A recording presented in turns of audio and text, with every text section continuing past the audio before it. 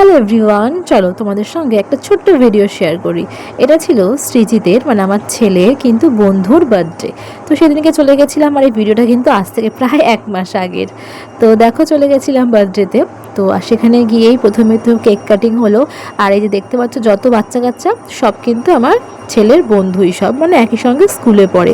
আর তাদের এই যে প্যারেন্টস মানে আমরা মায়েরা, আর বাবাদের কিন্তু ইনভাইট ছিল না, শুধুমাত্র বাচ্চাদের সঙ্গে তার মাদেরকে।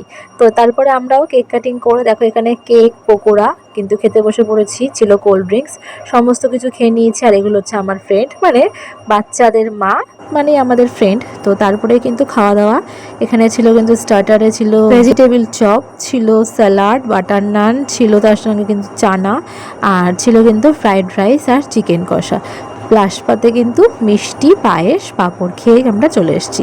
তো ভীষণ সুন্দর কাটিয়েছি। চলো এখন টাটা।